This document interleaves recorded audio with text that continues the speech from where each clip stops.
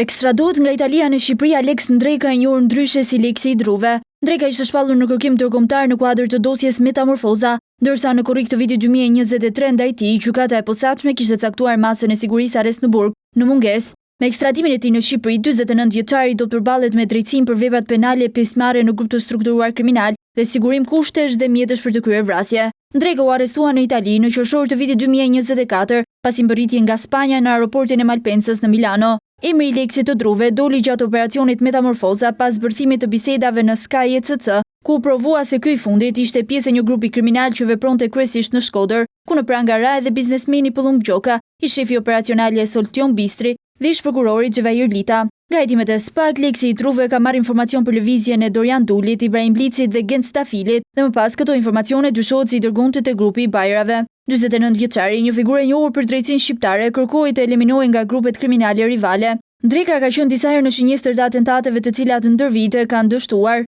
Pikërisht në dhjetor të vitit 2020, Ndreka u plagos me bërshëri plumbash në aksin Lezhë-Laç, ku mbeti i plagosur. Edhe pse i plagosur, ai arriti të largohej nga vendi i ngjarjes dhe të paraqitej vetë në spital. Edhe në mars të vitit 2022, drejt tij u qollua me armë zjarri në afërsitë të Lezhës, por nuk u kap nga asnjë plumb. Ndërkohë, nga një tjetër hetim i SPAK rezulton se Ndreka ishte në konflikt edhe me grupin e ish-deputetit Arben Doka, dhëndri i të cilit Arjan Tuku ka tentuar ta eliminojë fizikisht. Sipas SPAK, Arben Doka dyshonte se Alex Ndreka dhe Ardian Nikulaj kishin ndihmuar Durim Bamin për vrasjen e të vëllait Aleksandër Ndokës.